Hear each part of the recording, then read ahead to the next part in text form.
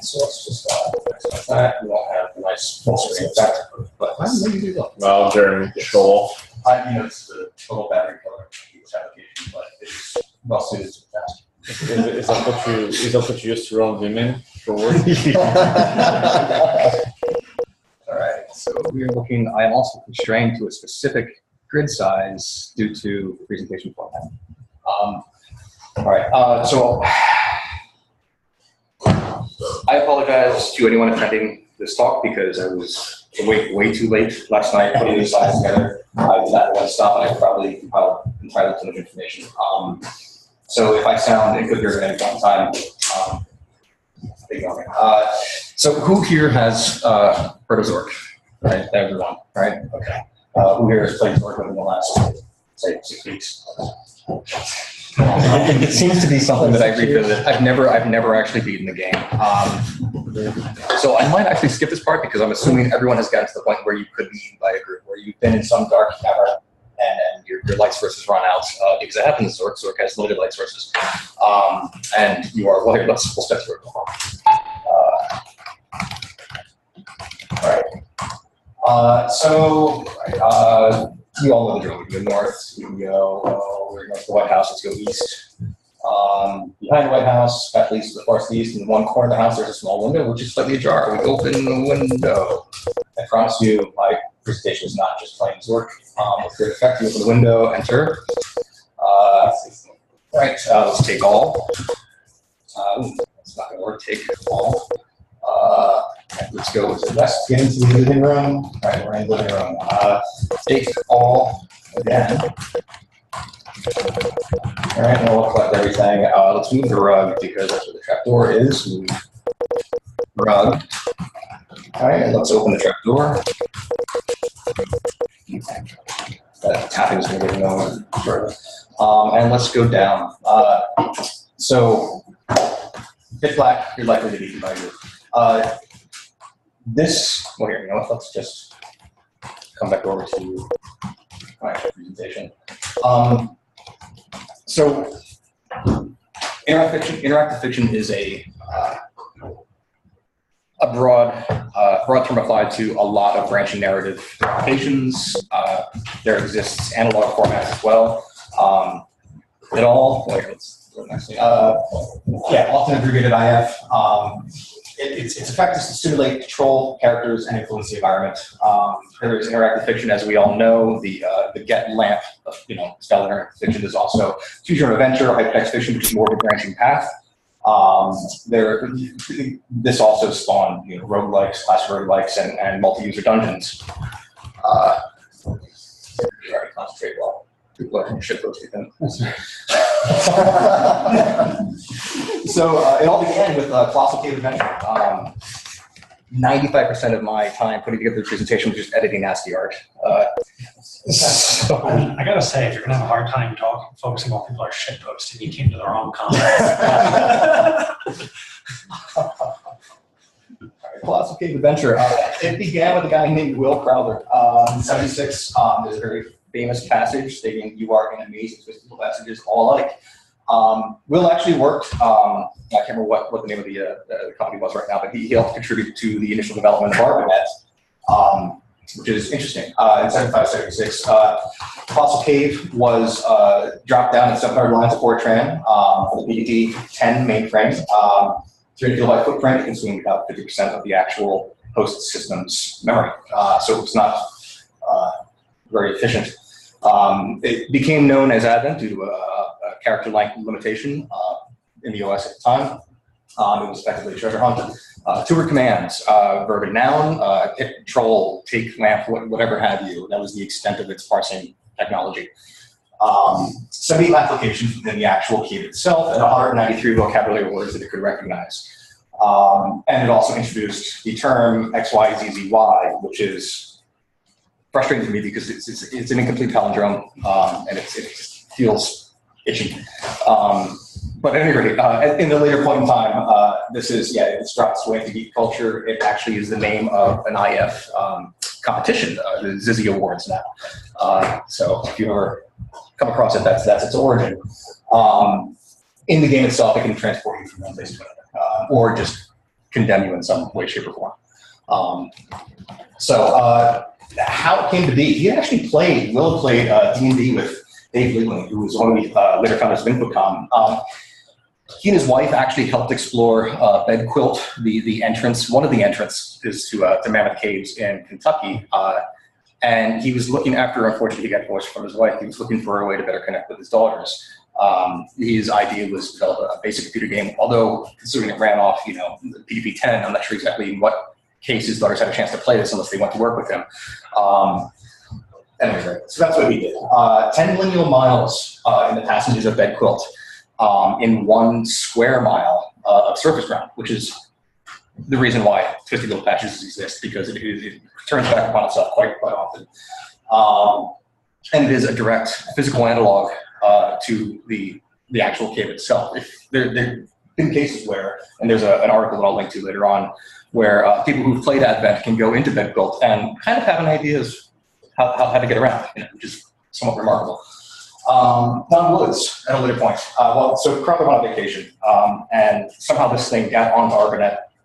Don Woods from Stanford, he found it, and he contacted Will, and he said, can I tweak this a little bit? He added more D&D elements to the game. He also multiplied the line, or the actual size of the game threefold, double the location count, added a third to vocabulary words, and yet it ran much more efficiently. So that was effectively how this came to be. The thing with Colossal Cave Adventure, or just Advent, was that it had a linear mapping structure. You move north, you go south, you are in the same room you just came from. You move west, you move east, you're in the same room you just came from. That changes in the future, but for some people this made a lot of sense. On to Zork. So what happened with Colossal Cave Adventure, after it landed on ARPANET, it ended up at MIT, and a few people, after beating the game, supposedly when it landed at MIT, it stopped work for like 3 weeks. People just played the game and talked about it, and after they got to a certain point, they decided, well, let's do it, but let's do it bigger and better. So in effect, they did. Written by these 4 guys, Tim, Mark, Bruce, and Dave, all part of the dynamic modeling group at MIT.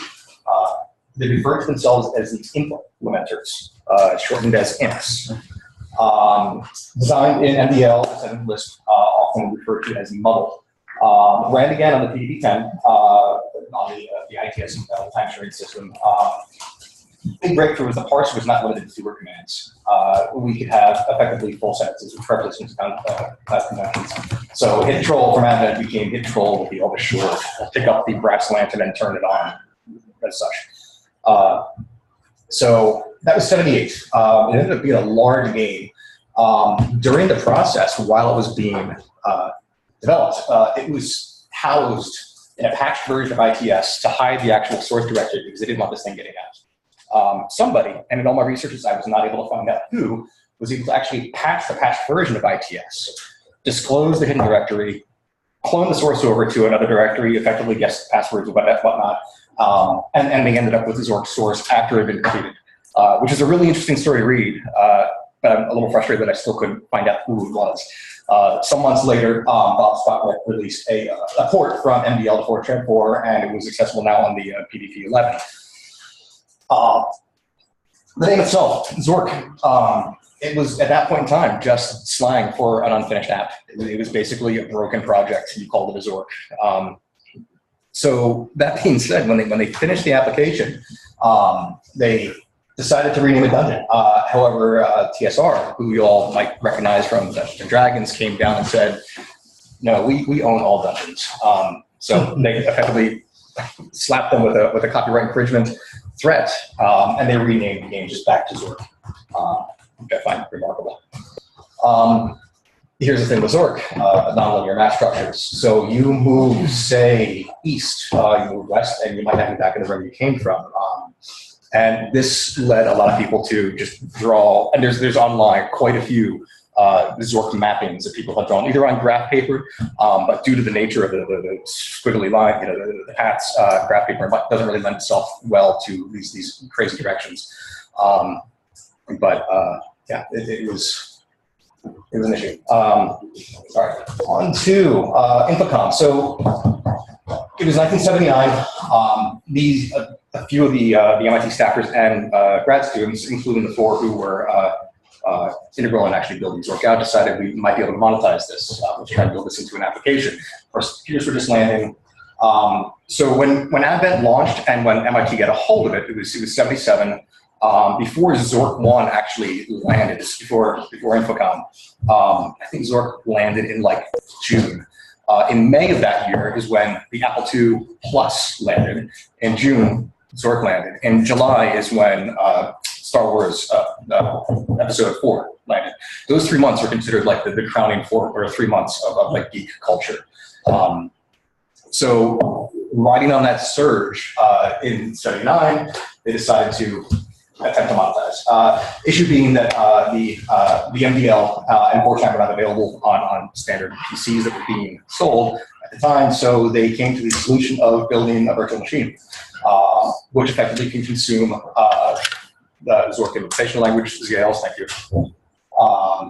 And that being said, you write the game once, you can deploy to whatever platforms you have a virtual machine written for. So that was the advent of the Z machine. Z machines are still functional, and you can still build targeting Z machine VMs currently, and a lot of people still do. So another problem was that floppies at this point in time only had a capacity of 180 kilobytes. Zork was well over a full meg. They looked into text compression. They looked into other possible methods of breaking the game up, and eventually they quite literally just took a knife and split the game into 3 pieces. That was the only way to get it out. So over the course of the next, 3 years, Zork 1, 2, and 3 were released. That was the dawn of Infocom. Feelies. This is a slide. It was 3 o'clock. I didn't have time to put this together. So Feelies were effectively, when Infocom launched, their product marketing was phenomenal. They had these giant boxes with Feelies, I think like coins or maps or diaries of the player that you're actually supposed to be playing. These remarkable pieces that help convince you, suspend disbelief, and guide you into this world that they're building. At a later point in time, I'll talk about some of the other ones. But it was, I think, quintessential to Infocom and their success. It was, interesting. They're highly sought after today. So after that, Planetfall. Planetfall was one of the more widely accepted for successful works. It was one of the first to introduce an NPC that actually had people caring about it. The NPC, spoiler alert, it does die at some point in the game, possibly depending on the choices you take. And people, to this day, in media interviews, they still feel a sense of loss when talking about Floyd the robot, the comedic relief in Planetfall, and how he has to sacrifice, for sacrificing something. Interesting note, if anyone has played Sierra Space Quest, Roger Wilco, the main character, in the opening scene of V1, was mopping it was like if I remember, it was an open space landing where he had a bucket and a mop. He was mopping it. Well, in Planetfall, that's how you start as well. So they're pretty confident there's no direct actual, reference to this, but they're pretty confident that this was the inspiration of Space Quest's Roger Wilco. Suspended. So I'm just going to run through a few of the early Infocom games. We'll talk about how Infocom crashed after the fact, and then some more modern ones, and then maybe if we have time, I'm already 15 minutes in, I'm all that slide 14. All right, Suspended. Another Infocom game. This was interesting because it broke you apart from the actual interaction with the world around you and forced you to interact with various robots that were your agents within the game. All right, Infidel. Infidel was 1983, so we're 4 years into it. Game had an unhappy ending. The main character was effectively dislikable. It was incredibly polarizing. PC Magazine ranked it 12 out of 12. But Scorpia, who was a very influential game reviewer at the time, refused to even talk about it. She hated the game to such an extent. Hitchhiker's Guide. So Douglas Adams actually was integral to the development of this. Computer Gaming World ranked 42 out of 150. Greatest games of all time. Second place in sales only to Zork, and noted for its incredibly difficult puzzles. Apparently, getting the Babelfish into your ear is like a massive achievement. So I have not played this one. Trinity.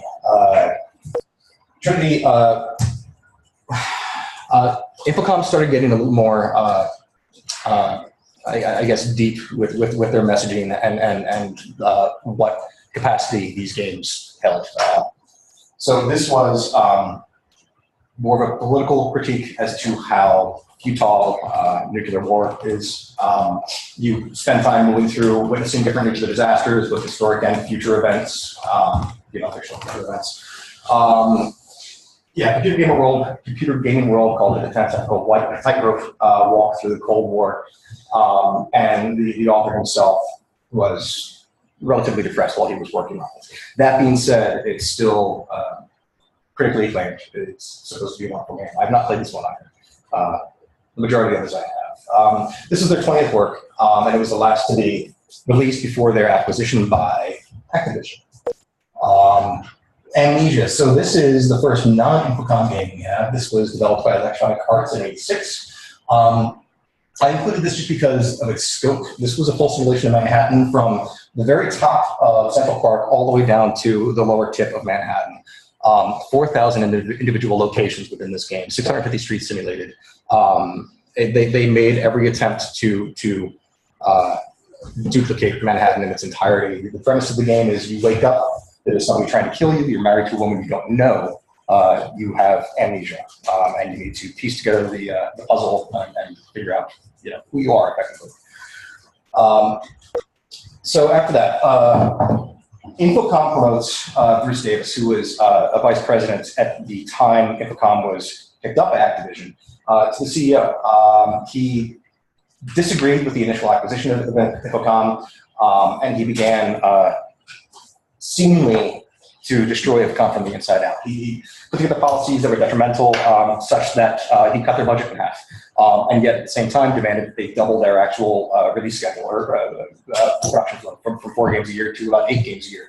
And then on top of that, asked them to start doing graphical adventures akin to Sierra. So just laying the groundwork to have the company full. Infocom employees believed that he was willfully acting against them, and of course, 3 years later, Infocom closed its doors. But their legacy, by the 80s and 90s, there was a very alive and thriving internet community based upon Infocom's games, and they eventually reverse engineered the actual Z machine. The enthusiasts were titled the Info Task Force. Z code for it and the Z machine were reverse engineered. Shortly afterwards, the Z code interpreter was released in C. These are the 2 news groups that were pretty much behind us all. Rec Arts in Fiction is the more technical of the 2. Rec Games in Fiction is more where you can go to find hints and clues as to how to actually complete the games. But the IF archive still holds archives of all of these news groups. IFarchive.org is a great resource if you're interested in these whatsoever. So after that, shortly after that, in I think Michael Roberts released TAS, the Text Adventure Development System.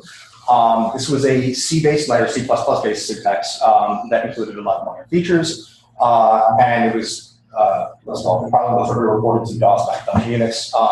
It was the dominant text adventure development system for amateur developers for the first probably 10 years of amateur, IF. After that, in '93, Graham Nelson, who we'll talk about a little bit later, introduced the form design system. At first, it was C-based syntax. After the first 3 years, it was rewritten from first principles ground up to be procedural, oriented. And after that, it was re-released with a natural language approach, which is very interesting. So here's an example of Inform 6. As you can see, structure akin to what you might imagine. Inform 7, vastly different. Declarative.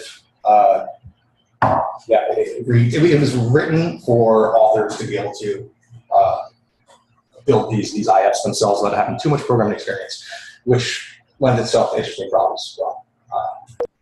So after that, Graham Nelson himself is married. I'm just going to skim through a lot of this because I only have 9 minutes left. Married to Emily Short, who was another massive contributor to IF. She's developed, she's developed 35 works. Andrew Plotkin, known as Zarf, has also contributed. He's the one who effectively wrote a lot of the new interpreters and virtual machines that broke a lot of the limitations that the old Z machine had, as well as the what's called the archive format that most IS currently use. Curses. Curses was written by Graham Nelson. It was the first non-test to land from Inform. Beyond that, Done It. Done It was actually written in 1982 from Ronchmel. It was built from the words dungeon and ARPANET. You're actually, it starts out as though you're in a traditional interactive fiction, but it turns out the rooms that you're visiting, it's actually the internals of a Unix box. That's how the dungeon and ARPANET. I mean, you're walking around the actual ARPANET. Written in Mac list, later ported to eList, and it is now in every Emacs list. I'm sorry, Emacs distro out there. It's been in Mac OS since 1994, and that's your command. You can run it. It's on all of our boxes. A lot of people feel it as an Easter egg, but it's not. And it was actually used to benchmark according to the Emacs list to the extension system. Anchorhead. This is a Lovecraftian game. Phenomenal. If you guys ever get a chance, this is after your first or second IF. This is probably the one I recommend as being the best. This was entirely engaging. I'm only probably about halfway through it, but it feels like I'm stepping into Lovecraft's Arkham. Gladia. Gladia was written by Emily Short, who was Graham's wife. This game is unique in that it only takes place in a single room. So you're running your entire game is just a conversation with a statue that has come to life. So her just playing around with the ideas of conversation and how to expand games in that kind. So people they're beginning to explore the boundaries of what fiction can be with this new format. It was 2000, slouching towards Bedlam. Again, this was 2003. These are actually native Philadelphians. Brad was he was a developer in Philly, and Foster was a marketing woman who has apparently passed since. But as you can see, it won, I think, four Zizzies in 2003 and took first place in the interactive fiction competition. Lost Pig. Lost Pig is a game where you play an orc who has lost his pig. It was a comedic work. Again, highly recommended. If you have a chance to play it, this is worthwhile. It's written in a very strange variant of English, how you might imagine an orc to speak, by a man named Admiral Hota. Man, woman, we don't know. Admiral Hota was very secretive, and that's the extent of what we know about him or her. Right. So on to the very much modern. A company named Inkle came out with a game called 80 Days, based loosely upon Jules Verne's Around the World in 80 Days. Released on iOS and Android in 2014, later ported to everything else. More branching narrative than an actual IF. But the scope of this is incredible. They said in most playthroughs of 80 Days, you encounter about 2% of the game's content. 750,000 words. Which is 7.5 times larger than the average novel. One game of the year from Time, and not only a game, one of the best novels of the year from Telegraph newspaper. So really bridging genres. So along the same lines, and around the same time, Telltale Games came out with their The Walking Dead, effectively Choose Your Own Adventure, and also the Game of Thrones Choose Your Own Adventure. Inkle kept going with Sorcery. Sorcery is actually a re-implementation of these game books from Steve Jackson that were released from 82 to 85, I believe, in the UK. And these were an extension of Choose Your Own Adventure, but paragraph-based rather than page-based. And Inkle took it and ran and won multiple awards. And I played through all of these, and they are phenomenal experiences. They kept all the old artwork, the extent of the actual game itself. It's really well done. And it reads like a novel. You can just download these to the App Store or something? These are from the App Store. I don't have links to almost everything at the end. So currently, the big IF design tools, Inform is still probably the king. Tabs and Inkle Writer are all present. Inkle Writer, again, is a web-based tool from Inkle itself that allows you to build choose your adventures for free, but they're all hypertext games, basically. You're just clicking through. Whereas Inform and Tabs are much more interactive. IF interpreters that are present.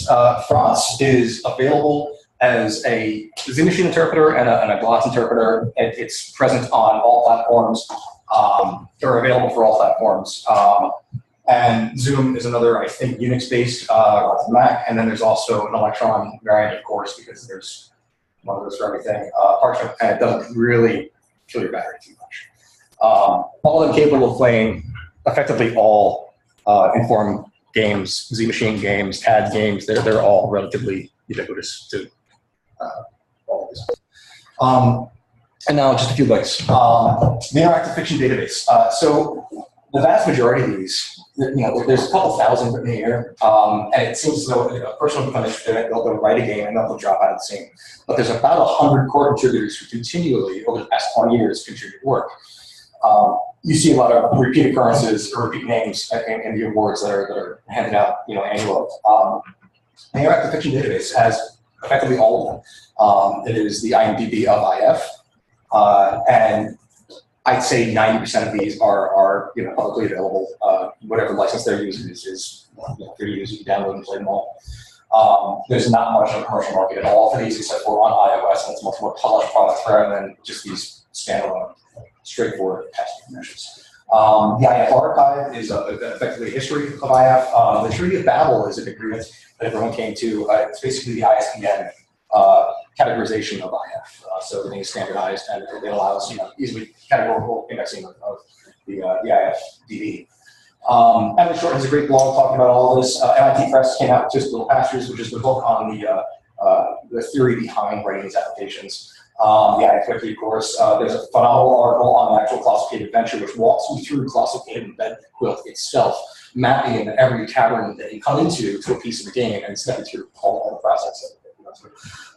Digital Antiquarian, if no one has ever been, I highly recommend it. It is a remarkable archive of effectively every piece of technology from 1975, probably earlier, to 1985. It is a great website.